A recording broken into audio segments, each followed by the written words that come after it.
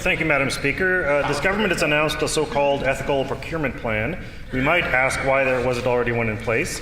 And the Premier told this House on March 6th that, quote, unlike tiger dams, unlike handing contracts to donors without even trying to shop around, which the previous government did, we are strengthening the integrity of the purchasing process in this province, end quote. What this government has done is exactly like the NDP handing out untendered contracts for tiger dams. This government handed out 2 untendered contracts. The Minister of Infrastructure assured the public and committees of this House that the contracts were tendered. They weren't. They were sole sourced. They didn't go through Treasury Board. And one of those contracts went to Sigfus and Northern, whose owners started donating the maximum to the PC party in 2016. The Tiger Dam contract was $5 million. This contract is $7.7 million. Can the Premier explain how this is any different than what the NDP did? The Honourable Minister of Finance. Thank you. Madam Speaker. Ms. Bird. Order. Order, please.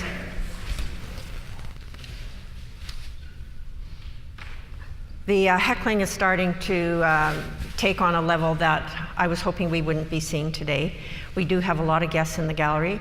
There is heckling from both sides. One side might complain about it, but then participate. Another side might complain about it and then participate. And I'm asking for everybody's cooperation, please. We have guests in the gallery. I need to be able to hear the questions and the answers. So I would ask everybody's cooperation and a demonstration of respect for this democratic process here that we have in Manitoba. The Honourable Minister of Finance.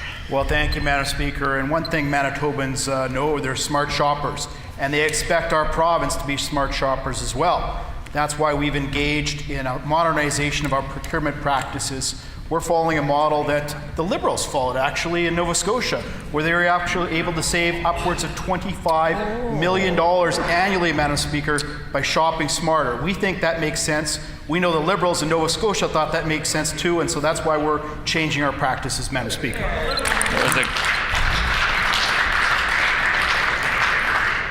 The Honourable Leader of the Second Opposition on a supplementary question. Thank you, Madam Speaker. The Minister of Infrastructure says he is to blame for handing an untendered $7.7 million contract to a PC donor. But let's be charitable for a moment. I believe that very often it may be unfair to assume that someone is acting with the worst intentions when it might just be incompetence. When the Minister told this House that the contracts had been tendered, he may simply have jumped to a conclusion. However, we also know that it's rare for any decisions in this government to go forward without the say-so of the Premier, including in supposedly independent Crown corporations. So did the Premier or any of his staff know about the decision to hand an untendered $7.7 million contract to a PC donor?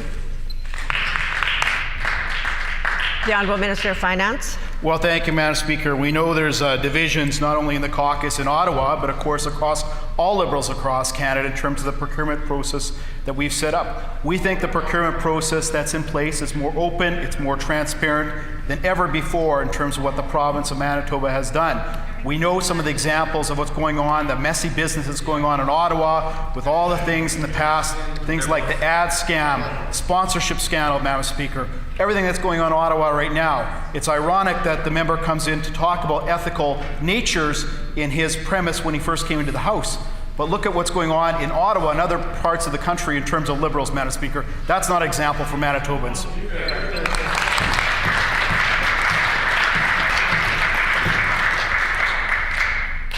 The Honourable Leader of the Second Opposition on a final supplementary. Thank you, Madam Speaker. Our caucus welcomes ethical procurement policies, but as I said, when the Premier announced this measure, for it to be effective, it also required Manitoba to have effective ethics and conflict of interest laws, which we currently don't.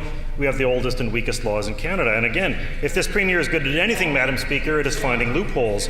Corporate malfeasance of all kinds is being enabled and encouraged by auditors, lawyers, and accounting companies that have been involved in serious cases of fraud, money laundering, and worse. If this government is serious about ethical procurement, we need to be serious about barring such companies. The problem, Madam Speaker, is that our ethical procurement strategy is being written by PricewaterhouseCoopers, which has been implicated in many scandals over the last 20 years, including $100 billion in money laundering. If this ethical procurement plan is adopted, will PwC itself be barred from future contracts, or is the Premier and the Minister of Finance making an exception? The Honourable Minister of Finance. Well, thank you, Madam Speaker, and this government is copying some good procurement practices that happen in Nova Scotia under a Liberal government. So I'm not quite sure what the divisions are. Of course, all Liberals are looking at themselves right now in the mirror, some of the unethical treatments, things that have happened in the past. If you look at some of the two biggest political scandals, I would suggest over the last 20 years in Canada, they came from a Liberal government. So to be quite frank with you, taking advice in terms of ethical treatment in terms of government from a Liberal, I think is a far stretch, Madam Speaker. It's a little rich even coming from the Liberals.